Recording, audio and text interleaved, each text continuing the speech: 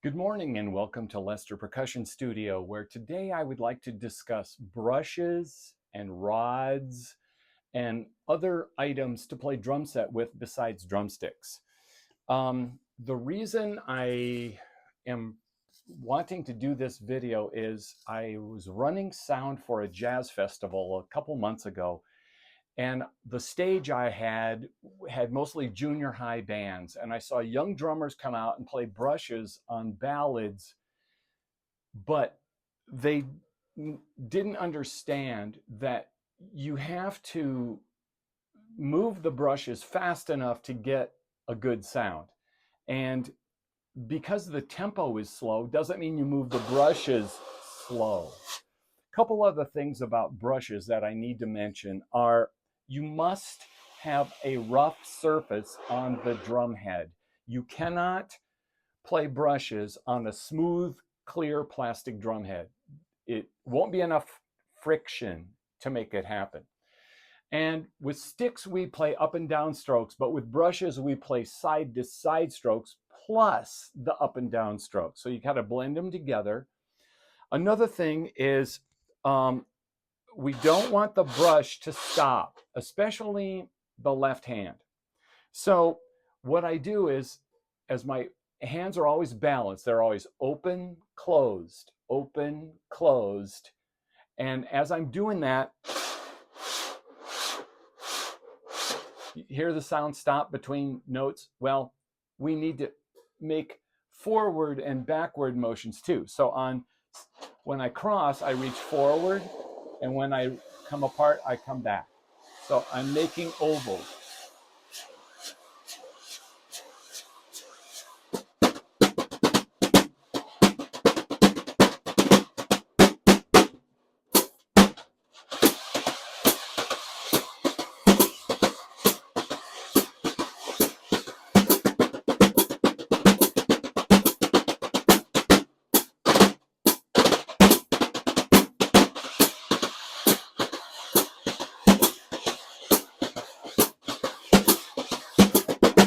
Okay, so that's a medium tempo. Let's try something slow.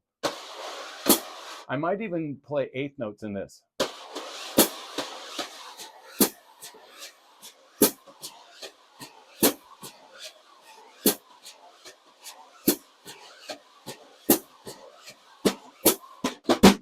Now, on ballads, we don't need a low bass drum thump going on in there much. I mean, here would be a situation where you would feather it, just barely touch the bass drum. But for this demo, I'm not even using a bass drum at all. So the hi-hat is very important. That gives you your backbeat on beats 2 and 4.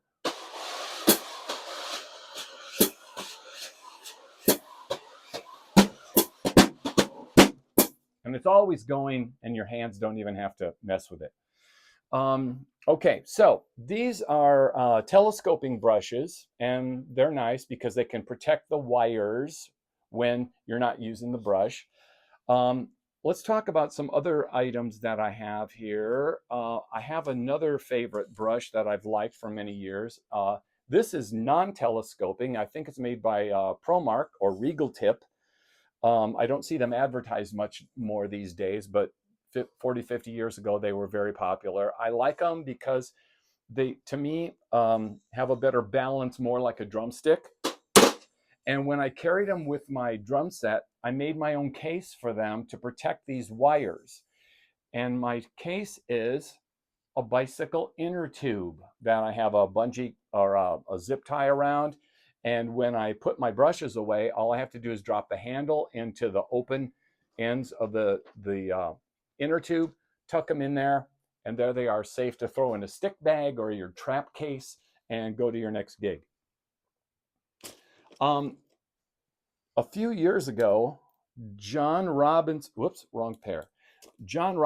came out with his own version made by Innovative Percussion called the BR-JR1 John Robinson brush.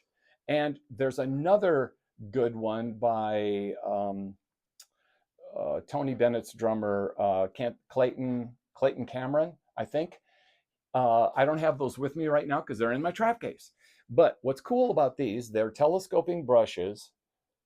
And on the other end, there's a tip in case you need, sometimes in jazz band charts or maybe theater orchestra, pit orchestra stuff, you have to switch quickly from brushes to drumstick.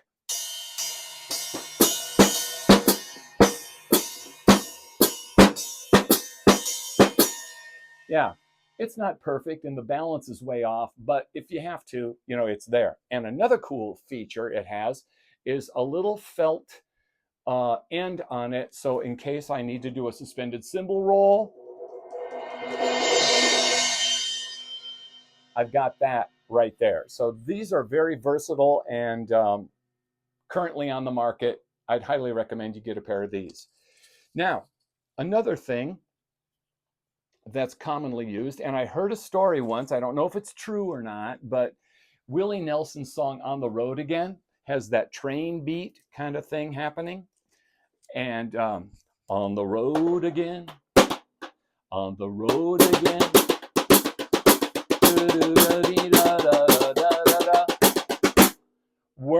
It sounds like brushes, but they were actually played with rods.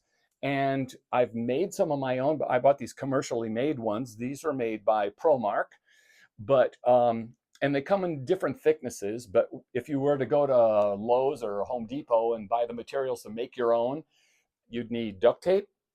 And these dowels are 1/8 inch diameter, and you want a cluster of 19 of them in each hand. And I play in a rock band, and there's a couple of ballads that we do, and I put the sticks down and I pick up rods, and they work really well. I would highly recommend those. Now, these are firm. They've got another band up here. Some of them, like these, are a little, these are made by Bundle Sticks. These don't have the band up here. It's just the handle. Now, a little less focused sound, a little more spread. I don't think I would stir with these, but they give you enough firmness to do stick-like things, yet they can be soft. Now, another item that I have here are these. These are nylon brushes. You can do, they're made by Vader. They're called the Polyflex. You can do pretty much everything regular brushes do.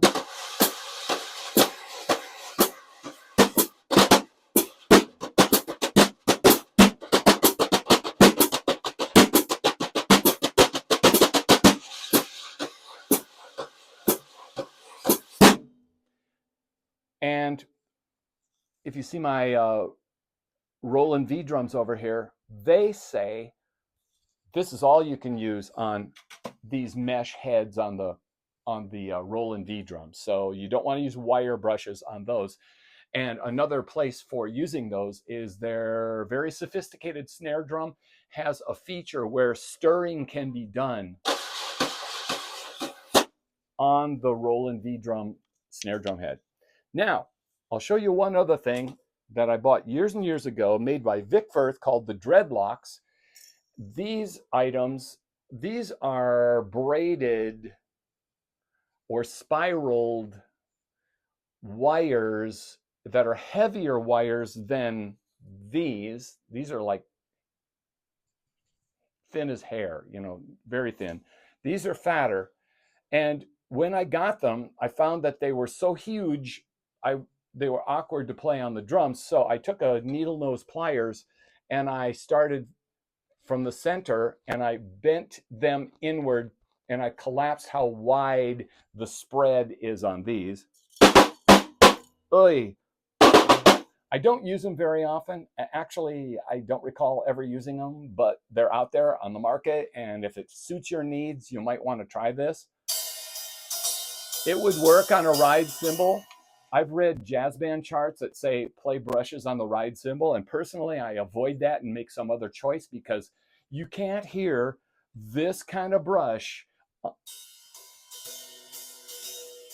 This is a 16-inch thin cymbal. It might work here, but on a 22-inch ride cymbal, you would never hear a brush like this. Now with this, you might.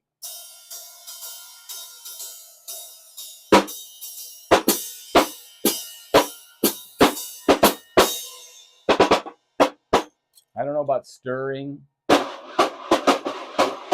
Nah, that sucks. I wouldn't do that. Okay, so that's pretty much the arsenal that I would use there. But I got to tell you about this drum. When I was 6 or 7 years old, my stepfather bought a drum set from another relative, and this was the snare drum of that set. I've been playing this drum now for on and off for 63 years, and what's cool about it is it's a leady. Let me see if you can see the emblem on the front. Here it is by my hand. A leady Broadway 5x14, but what's cool about it is there are snares under the batter head. Why would you want that? For brush work.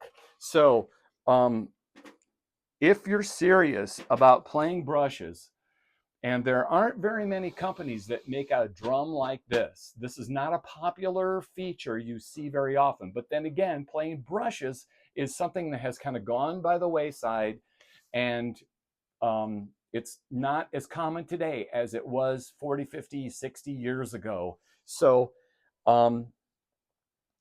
this drum, if I'm playing a gig where I know I'm doing lots of brush work, I take this snare drum. So leady Broadway, cool drum. All right, so that's pretty much it. And once again, I'd like to encourage you to like and subscribe to Lester Percussion Studio, and we'll catch you next time. Bye.